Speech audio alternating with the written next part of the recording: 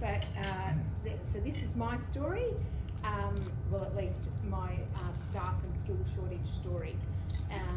So I think we all know what happened in 2018 in Tathra. It was before the Black Summer fires, and it was something that was nowhere near as big as the Black Summer fires, but for Tathra, it was the biggest thing. So we lost 69 houses were burnt down, and a few businesses as well, and then another 21 houses had to be demolished because they were almost burnt down. And probably the biggest loss for the economy of Tathra was the Tathra Beach Motor Village. So it was the largest accommodation property in Tathra, a capacity of 1,200 people, and it also had a small pocket, much larger than pocket, of people who owned their own cabin, and they were holiday cabins. So they weren't allowed to live there, but they were allowed to spend 180 days a year, which is almost half a year there. And some of these people had owned their little cabin for 20 years. Some of the people only a few years. It was their holiday by the beach. So you can imagine the loss to Tathra when 100 of those people were families that came half of the year and bought their coffees at their favourite coffee shop, and bought their beers and their fish and chips, and all the things that they did all of the time just didn't happen. So for 6 months of the year, they were gone. On top of that, there's another 1,000 people that came into Tathra and stayed at the motor village as tourists, and of course, you can imagine the same exact thing happened. So the loss of the business on our own property, we own Tathra Beachside, which is a caravan park on the beach. I've got a couple of business partners that are amazing, and together we had brought that up to something we were incredibly proud of, and something that had a fairly high occupancy. We evacuated 239 people out of our property in 5 minutes, and a portion of those were children, some of them were dogs because we're pet friendly, and we were told to take shelter and not to leave, that we didn't need to evacuate, that there was no way that the fire could make its way to the beach. And we pulled out a fire emergency plan that we had, and it said exactly the opposite of what emergency services were telling us. It said if you can see naked flames or you can see flying embers, that you should evacuate the property with all the people in it, regardless of what any emergency service person told you. That you couldn't hook up caravans or cars, you couldn't make anybody else leave, because there's one way out, and it would have gridlocked the town and everyone would have died.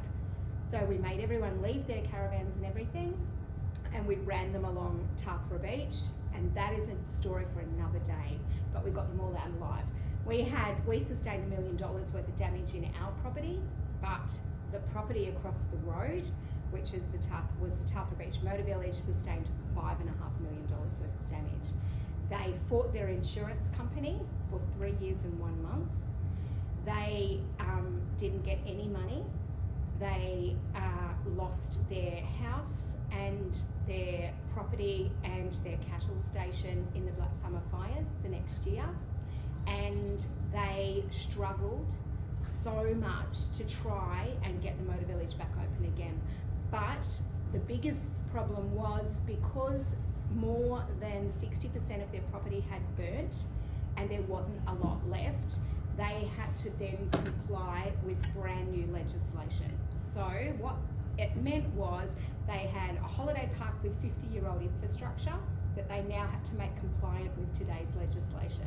So they were fighting no matter what corner they turned. They were fighting their insurance company, they were fighting the red tape at Bega Valley Shire Council, they were fighting New South Wales state government legislation, and they couldn't find a way out of the hole. In the time that was happening and their family was devastated, their staff were now unemployed, all of their guests couldn't come, and 50 of those people's cabins were still remaining and they couldn't access them for 3.5 years. The effect was the greatest to our little country club in Tathra. Tathra has a country club, and the country club is the next closest property to the motor village. So those 50 families and the 1,000 people that can stay there go down to the country club. The country club doubles as our golf club, it's our tennis club, and it also supports our junior rugby league team. So all of those things didn't happen because this motor village wasn't open. And as the president of Tathra Chamber, my biggest challenge was trying to help them overcome the red tape, fight their insurance, and get the doors open. So that's where I came in. I was across the road, and most people would think, you've got a business across the road that's the same. You're both in the caravan park industry in a small town. Your biggest competitor's just been knocked out. What the hell are you doing? Why don't you just let your sleeping dogs lie? And I know that if there's one great caravan park in a town, lots of people camp. But if there are 3 great caravan parks, everybody comes here to camp. So competition is good. It's nothing to be feared, and it's something that should be embraced. And so it was I said, I'm not going to leave the chamber until that caravan park is open. And so I did absolutely everything I could in all the time that I had left to help this family try and get the doors open, because I knew it was the best thing for our whole community. During that process, I also struggled with the red tape. But one thing that happened during that process was I was dealing with some people that were really sad and some people that were very angry. They were angry at everything. And by the time 3 years had come, they were almost angry with me because it wasn't happening. One thing I did do was I got the doors open. So I met with council on site. I had 57 DAP meetings. I walked around with the planning officer and said, it's never going to be compliant. It is 50 years old. What can these people do? That's not what you're asking. Give me a checklist and let me help them just get a part of the property open. So that's what we did. We got the checklist and we started going through it. During the process of going through it, the man that was working found out he had to have his leg amputated. So on top of all the things that were going wrong, he had an injury running from the fire that was his house fire and his property, and that led to an injury that wouldn't heal, and so he was incredibly sick as well, and he sort of put his hands up in the air, and I don't blame him. And I said to him at that point, if you can't do this, now we've got council on side, if you can't do this, why don't you sell it to somebody else who will? And he said, I don't think I've got the energy to find the right person. To be honest, who's going to buy a business that has no 3 years of figures, that hasn't been opened, that's completely burnt out, that looks like a nightmare, that's gates are sealed shut, and every time someone drives past it in Tathra, the horror of the fires is right in front of their face? Who's going to buy that? And I said to him, I will. How much do you want for it? And it was my challenge to myself, but also my only way to help the person, and the only way I thought there was a light at the end of the tunnel. And so, as well as all the crisis I was going through with not being able to get my own stuff, I just offered this man to buy his burnt out property, and I needed to figure out how that was going to happen. So that process was a very, very long one, but what happened was, to see if I can flip to some more pictures. This is what it looked like when I was walking around with him trying to help. So this is before everything was demolished. That used to be a big office and a shop, and attached to that was a 4-bedroom residence, and behind that were all the storage units and storage sheds for the whole properties and the workshops and all of that sort of stuff. Over here are the remnants of some of the cabins and some of the people's cabins, and then thousands and thousands of trees and campgrounds were just reduced to a burnt out mess, basically. There are just some more buildings. That's an old camping area. Some parts of it were the last remaining coastal banksia forest on the east coast. And this was the good stuff. So when he walked around and said, some bits are still okay, that's what he meant. Which was, to me, almost unbearable to think that that's the best of what I had left to deal with. How was I going to make this work? And on top of that, I didn't have any staff. I didn't have enough across the road. So what we did was we built a master plan. I bought my own machinery because I couldn't hire any. There was nowhere you could hire enough machinery.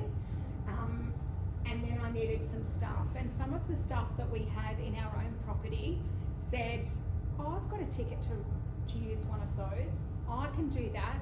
Actually, I'm an electrician. I know I didn't tell you that before you employed me, but when you're faced with a real crisis, the first thing is talk to your people, because it's amazing the things that you don't know about them that they have to offer. So that was the very start.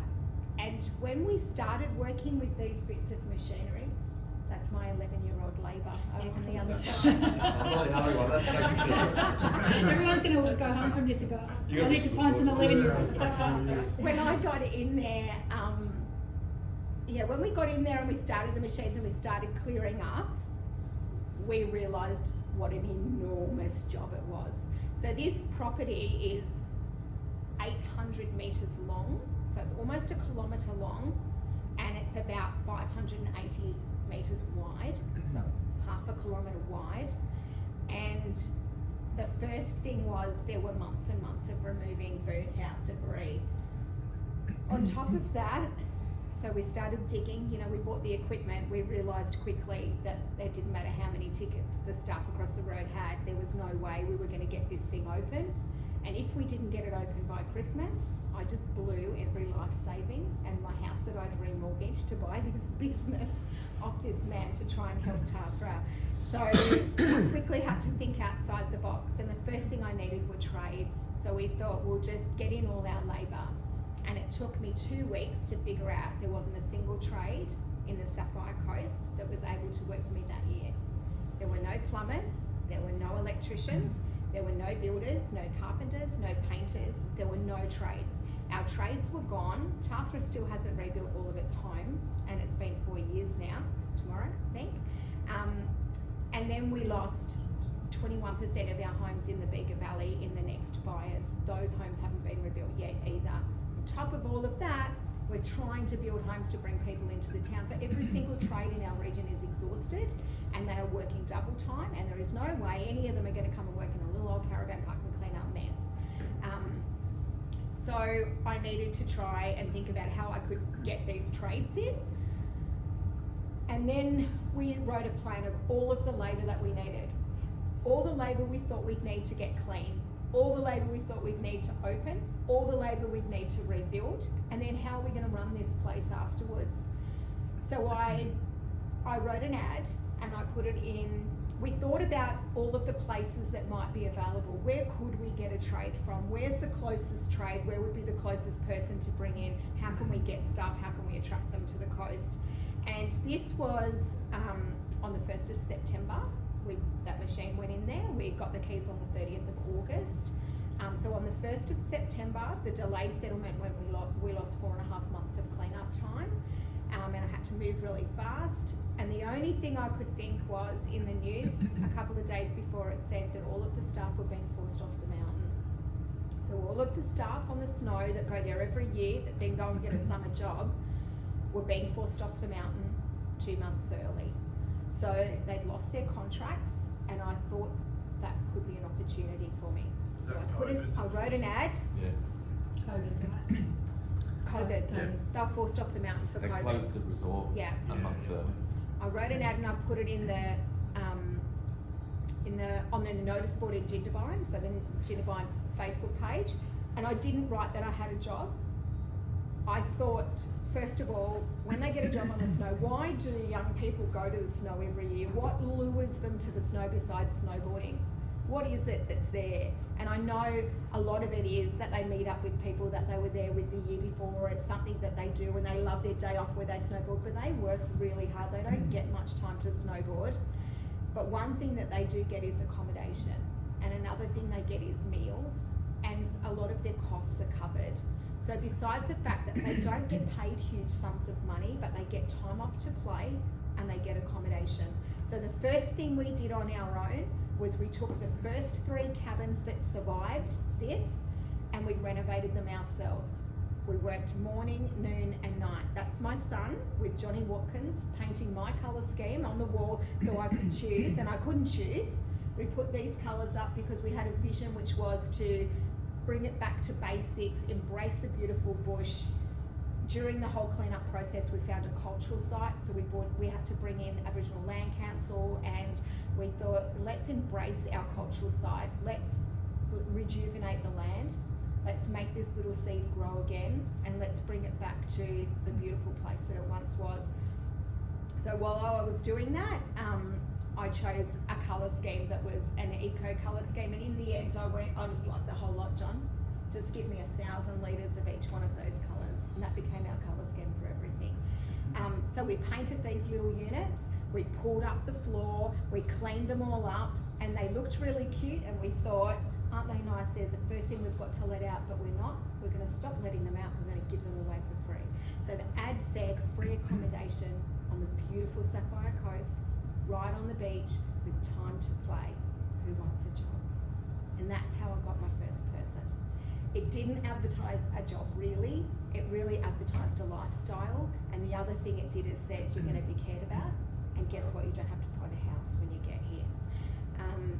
And I got my first couple, and the first couple that applied for the job, I was so excited I employed them. I didn't even know what they were going to look like, what they could do. They told me, they gave me a resume, but I was so excited because I knew I needed them straight away, and I asked them when they could come, and they said, how about 3 days? We've got 3 days to clean up here, we can come in 3 days time. So I made their bed, and I picked them flowers, and I got everything ready, and they turned up, and it was a beautiful young couple who, he was the maintenance manager in a lodge on the snow, and his wife was on reception 2 days a week and 3 days in housekeeping. Perfect. Couldn't be any more perfect. They didn't know how to use my system. And then when I was talking to him about being a maintenance manager, they're in their early 30s, they're from Brisbane. They'd sold their house to go on a trip around Australia. They did a year in Tasmania and came onto the snow for their next year, and they were talking to each other. We love being together. Where can we get a job where we work together every day? We just love being together. And so they talked about what sort of opportunities that was, and this was one of them. And when during my welcome, he said, I'm a licensed builder, by the way. Bingo, you can start tomorrow. But the thing that I did was, I said to him, I will give you a job as my maintenance manager, a full-time job as my maintenance manager, if you will work for me as a licensed builder for the first 3 months, and then will be your maintenance manager role. And he said, sure, I can start tomorrow. We're easy, we can start tomorrow. And I said, no one's allowed to start tomorrow, because Sonny, who's my little boy, and Tim, who's my husband, and I have written you our 10 favourite things to do in Tathra, and we want you to experience our 10 favourite things to do before you become our builder. And I know those few days that I gave them were tough because we had to do the work ourselves, but that was the most valuable thing I could possibly have done. They jumped off the rock at Kainini, they kayaked up Mogarika, they rode the mountain bike trails, Tim gave them a surfboard, they went out into the national parks, they visited all of our favourite places, they ate at our favourite restaurant, they did all of those things. And at the end of it, on their first day at work, I said to them, we didn't have a reception building, so she said to me, what do you want me to do? And I said, you know what? I'll work with you for a day, but after that, do you reckon you could paint? We've got a lot of painting to do, we've got thousands of litres of paint. She said, yeah, I can paint, happy to paint. And during that day where I spoke to her, she said, we love this place. You can kayak, you can mountain bike, you can surf. We never want to leave, it's amazing. And you gave us somewhere to live. This is just beyond my wildest dreams.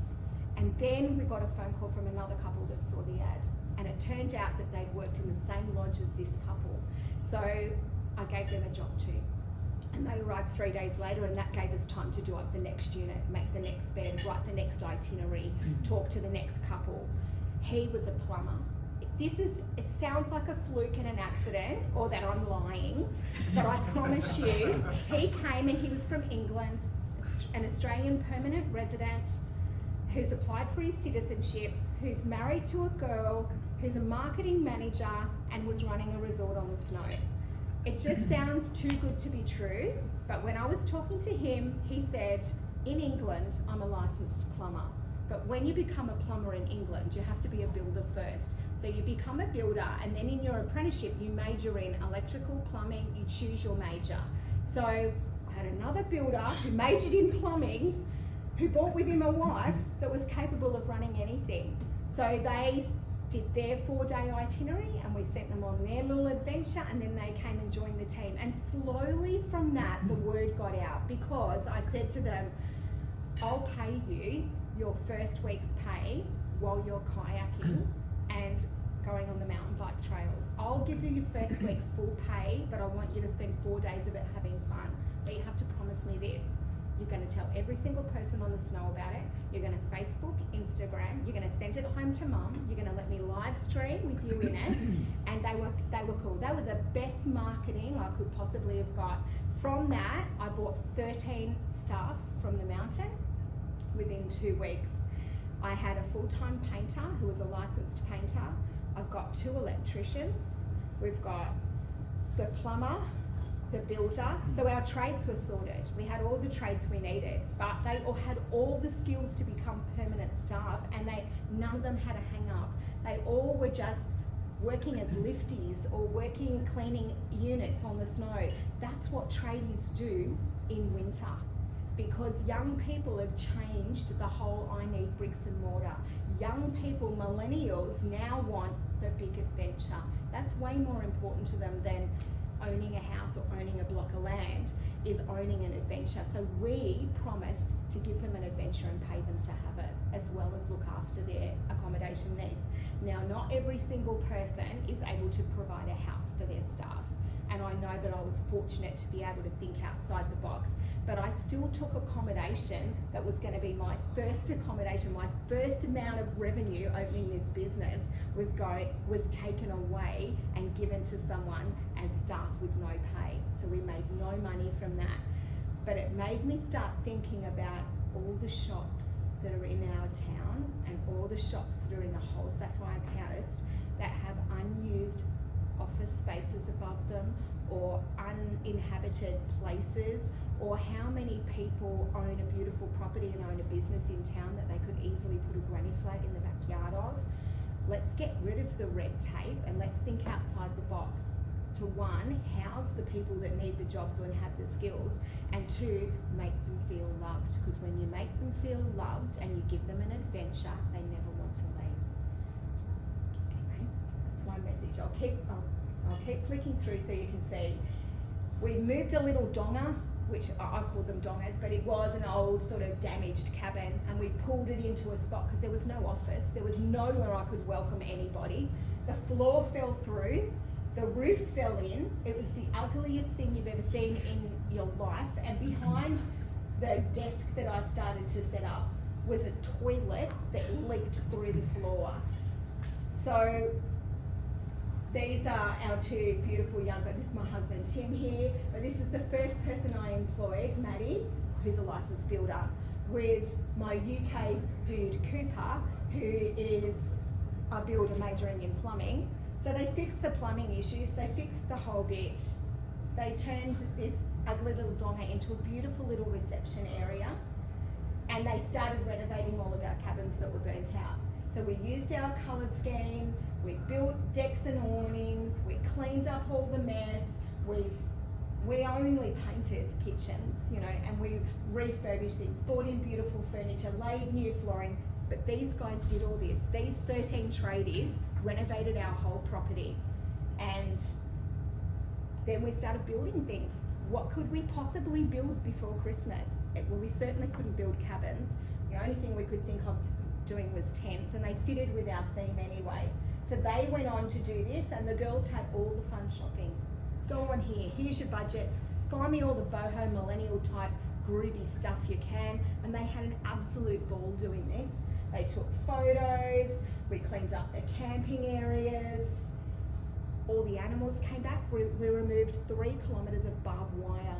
So what happened during the process was the owner of the property put barbed wire, like a jail, really, all the way around, because looters came in and spray painted what was left and stole all the stuff, and he was tired and he was angry. But every single day that we were renovating, an animal was caught in the barbed wire. So it was either a goanna or a baby kangaroo, and it was horrible. So one of the worst jobs we had was cutting wildlife corridors and removing tangled up barbed wire. But the animals started coming back.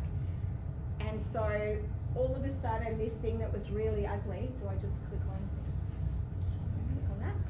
This thing that was really ugly not only turned into something that was sellable, that could get this huge property with a massive capacity of 1,200 people open for the first summer in 4 years for Tathra. It was bringing our economy back. It was housing these beautiful young people that were bringing life into the place. And I felt so incredibly proud, but so did they. They really were the soul behind all of it. And I don't know if you've got noise sound. Yeah, this is what we've got now.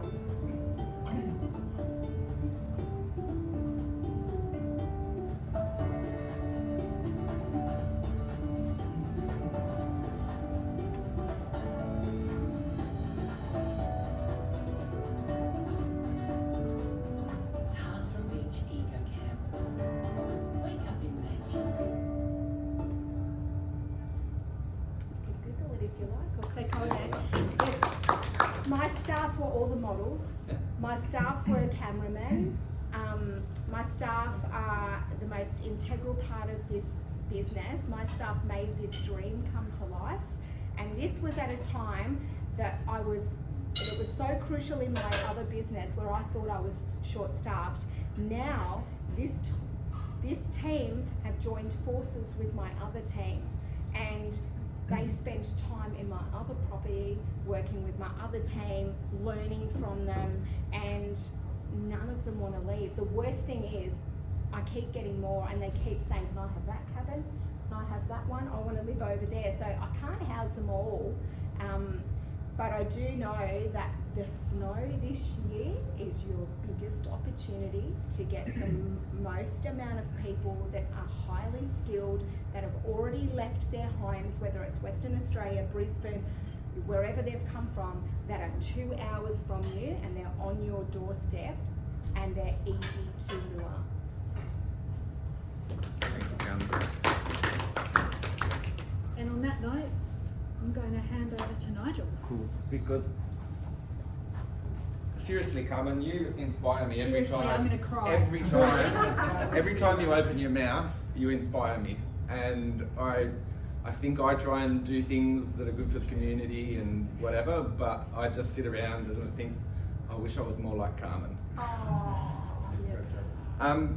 So thanks for that. Thanks for sharing that. And I think, so the important thing to get out of this is you might be scratching your head going, what's this all about? We were here to learn how to get staff. Nobody's told me the solution yet. I think Carmen's demonstrated the solution. Like it's thinking outside the box, you know. That what Kelly shared with us is that things have changed, like whether it's through COVID or whether it's through casualisation of the workforce or people leaving one industry to go to another, right? That's a change that's happened in the last 18 months, 2 years, and it's not going back, right? So this is the new environment we've got to deal with right now. So if you think just putting an ad on Facebook or sticking an ad in the window and saying, I'm looking for a dish pig is going to work, right? It might have worked 2 years ago. It's not going to work now. So we all have to do something that's different. And Carmen is the shining light of doing things that's different. Now, I'm going to steal a bit of your thunder, because I actually thought of stealing people from the snow about 3 or 4 years ago.